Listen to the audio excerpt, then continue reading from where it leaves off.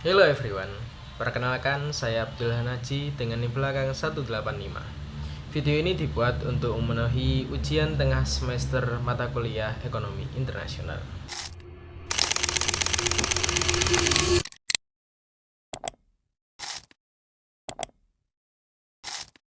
Oke, yang pertama ada teori pertukaran dalam perdagangan internasional, menjelaskan bagaimana negara-negara melakukan pertukaran barang dan jasa melalui pasar global dengan dasar keunggulan komparatif, yaitu spesialisasi produksi barang yang paling efisien untuk kemudian diperdagangkan.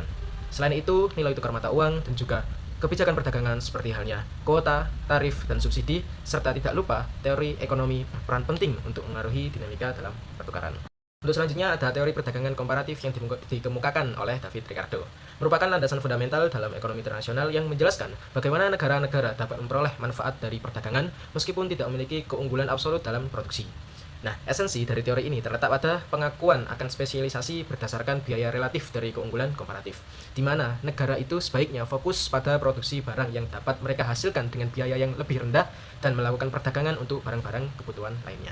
Untuk selanjutnya ada kebijakan ekonomi internasional yang merupakan serangkaian tindakan dan juga peraturan yang diterapkan oleh suatu negara untuk mengatur perdagangan dan juga hubungan ekonomi dengan negara-negara lain. Nah, kebijakan ini bertujuan untuk meningkatkan pertumbuhan ekonomi, memperkuat stabilitas ekonomi global, serta mengurangi kesenjangan ekonomi antara negara maju dan juga negara berkembang. Oke, kemudian dampak kebijakan ekonomi internasional ini ada dua sisi.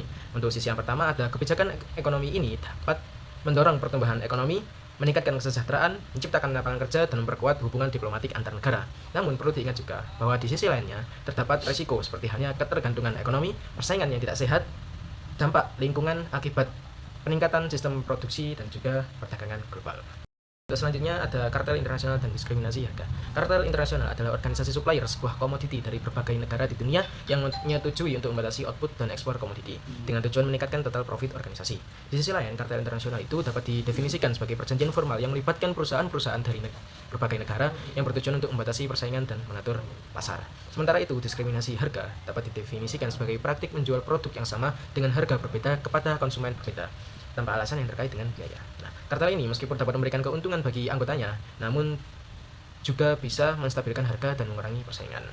Oke, untuk selanjutnya ada perpindahan faktor produksi antar negara, yang merupakan kegiatan ekonomi internasional yang mencakup mobilitas sumber daya seperti tenaga kerja, modal, dan teknologi dari satu negara ke negara lain. Mobilitas tenaga kerja dipengaruhi oleh sejumlah faktor, termasuk perbedaan dalam upah, kondisi kerja, dan kesempatan karir yang tersedia. Nah, ketika pekerja bermigrasi untuk mencari peluang yang lebih baik, mereka tidak hanya membawa keterampilan, tetapi juga membawa dampak ekonomi dan dampak sosial bagi negara tujuan mereka. Selanjutnya ada investasi internasional dan multinasionalisme yang merupakan dua konsep penting dalam ekonomi global yang saling berkaitan.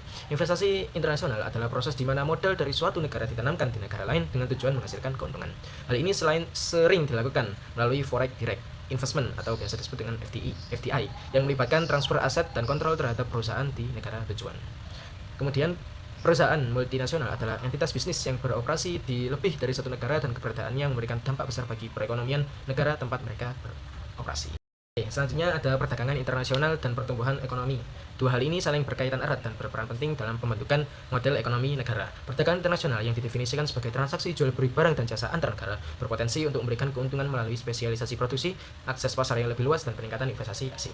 Hal ini memungkinkan negara-negara untuk meningkatkan produksi dan efisiensi, yang pada gilirannya dapat mendukung pertumbuhan ekonomi. Nah, sehingga pemahaman menyeluruh mengenai hubungan antara kedua hal ini dapat memungkinkan sebuah negara untuk menciptakan dan melaksanakan kebijakan yang mendukung pertumbuhan yang berkelanjutan untuk meningkatkan pertumbuhan ekonomi. Selanjutnya ada pasar valuta asing atau forex exchange market yang merupakan komponen dalam sistem keuangan internasional yang memainkan peran strategis dalam mendukung aktivitas ekonomi global seperti perdagangan internasional, investasi lintas negara, pembayaran datang luar negeri, dan arus remitansi. Keberadaannya memungkinkan terjadinya konversi mata uang antar negara, menentukan nilai tukar secara dinamis melalui mekanisme pasar, serta menyediakan instrumen untuk mengelola risiko keuangan yang timbul dari fluktuasi nilai tukar mata uang. Untuk selanjutnya ada sistem moneter internasional yang merupakan mekanisme yang mengatur nilai mata uang di seluruh dunia untuk menciptakan mobilitas ekonomi global dan memfasilitasi transaksi antar negara.